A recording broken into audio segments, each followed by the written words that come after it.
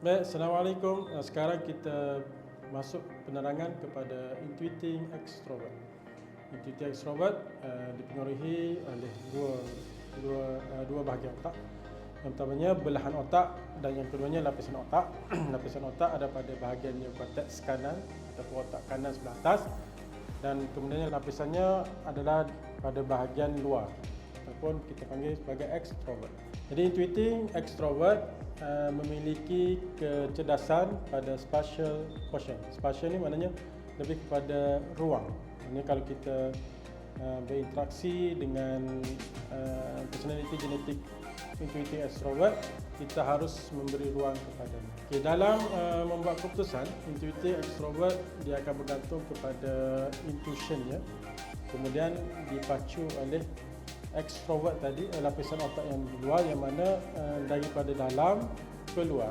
Jadi persekitarannya sangat penting baginya untuk dia mengambil keputusan yang sesuai untuk dirinya dan juga pada orang yang berada di sekitarnya. Okay, jika di dalam organisasi, IE berperanan sebagai assemble.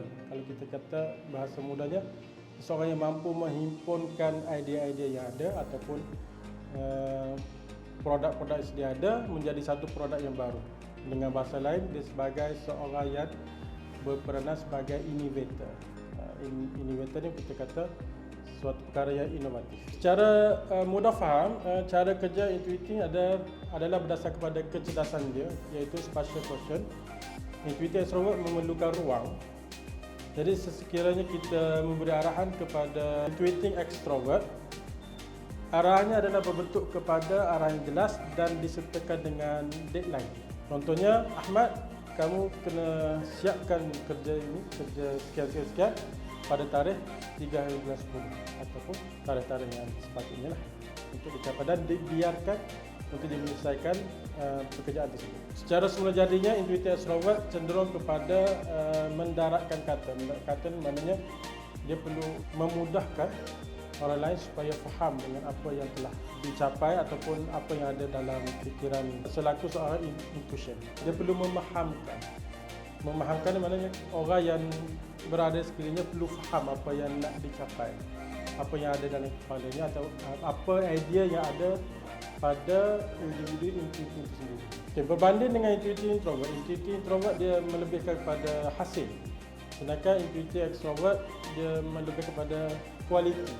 Kualiti ini adalah suatu produk atau suatu hasil yang dicapai pada tahap yang paling tinggi.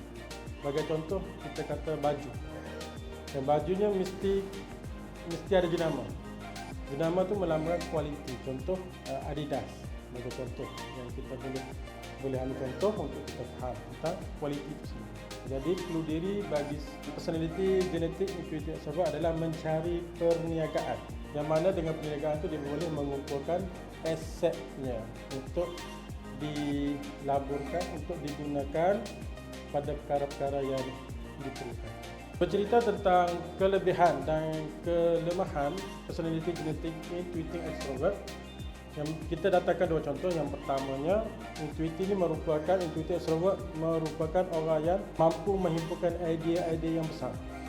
Kalau kita ada 5 idea, dia kumpulkan menjadi satu idea yang baru. Maksudnya seorang pembaharui yang baik. Namun dalam masa yang sama, dia masih terikat dengan mastermind dia. Contohnya dia ada idea, tapi idenya ke terbelakang, dikumpulkan dengan idea yang sedia ada.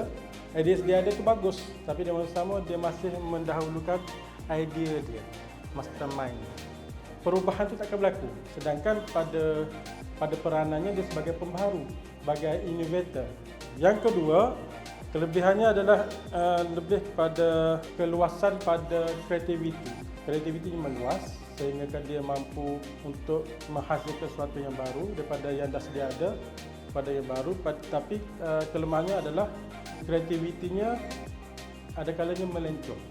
Maksudnya orang tak dapat nak faham apa idea yang hendak disampaikan kepada orang lain. Fokus kepada cara belajar dan juga cara meningkatkan minat belajar bagi personality genetik intuiting extrovert adalah yang pertama, cara belajarnya menggunakan rumus, merumuskan tajuk dipelajari. Contoh, dia belajar satu tajuk, dan dia perlu membuat satu rumusan berkenaan dengan topik atau tajuk tersebut.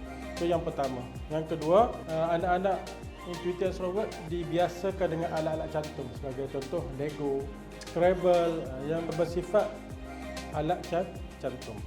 Dan sesekali diberi latihan soalan. Jadi tiga lah. Yang pertama, dia perlu merumuskan tajuk. Yang kedua, biasakan dengan alat-alat cantum. Dan yang ketiga, biasakan dengan soalan untuk dia lebih memahami suatu topik. Manakala untuk meningkatkan cara minat belajar anak-anak intuitive extrovert, dia perlu diberi waktu untuk bergerak dan memberikan kemudahan sesuai dengan minatnya. Contohnya kalau dia minat taekwondo, so sediakan ruang dan sediakan kemudahan sesuai dengan apa yang dia minat. Perbezaan introvert dengan extrovert adalah pemacu dia.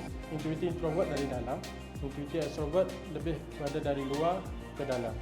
Jadi perbezaannya adalah intuitive extrovert dia akan lebih kepada fokus pada diri dia. Sebab tu ada istilah me time. Me time itu sesuai untuk intuitive introvert. Pada intuitive extrovert, cara dia lebih kepada kebebasan. Maknanya berikan ruang pada dia sesuai dengan kecerdasannya, spatial quotient tadi.